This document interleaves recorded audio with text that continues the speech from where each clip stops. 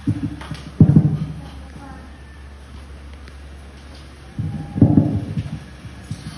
ikalimang pulong sa katapusang 7 ka mga pulong ni Jesucristo.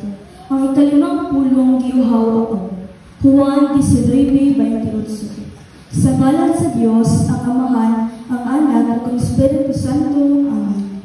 Napamatud-an pinaagi sa mga pagtuon sa siyensya na ang tao nga sa bakba sa kamatayon, batiyon gayon sa kaumaw. Matud ba nga ang kawadlon sa hangin, nga iginhawa may usa ka hinungdan sa maong pagbati sa kaumaw. Lawit kini maong usab ang nasinati sa atong Ginoong Jesucristo diha sa ibabaw sa krus. Siya gilansang magidupa ang mga kamot ug ang iyang mga tiil gipingkit ng bilansang usab diha sa ubos. Ang mauniyang posisyon maghatag kaniya sa kalisod sa paginhawa kay ang nabilin niyang pusod at tuman mahimutan diha sa pagtukod sa iyang mga tiil aron siya dili mahugnos diha sa krus. Mao kini ang kalisod ug kasakit sa iyang kahimtang dugang paniini tibok adlaw siya ang gidagmanan ug daghang tugod ug tubig ang miawas nagikan sa iyang lawas gani matod pa ni San Juan maibuha kay man ang tubig gikan sa iyang kilid sa diha nga kini gidugsang sa sundalo. Sa maong kahimtang, siya gikan sa alas 9 sa buntag, gibulad sa mainit na adlaw, ug niini nga mga takna sa kautugon, siya batihon na gayud sa labong kaumaw.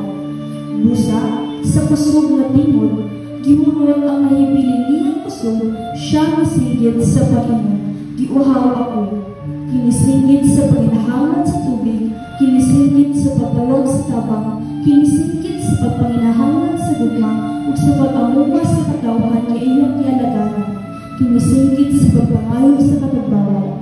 Karon hapon, dinhi sa atong panaltigon o pangalandog, ang maong masinggit nagapalangon sa pulong giuhaw. Sa unang pagtanaw kinisinggit ni Jesus, aron ipadaya ang iyang pagpanginahanglan sa tubig aron tagbawan ang iyang kauhaw.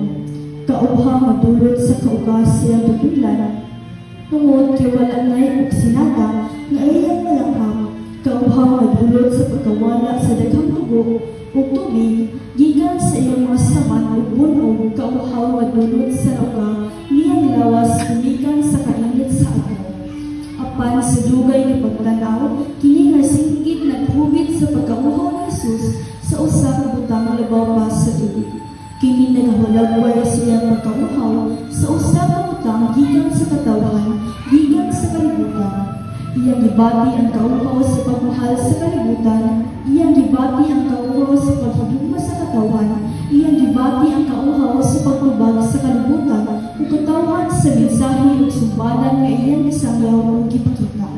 Sa laktod, singit kini sa kauhaw sa usa ka Dios, iyang kang Kristo nga nagapangita sa iyang katawan sa tibok balaang kasulatan. Giduot sa pagsangyaw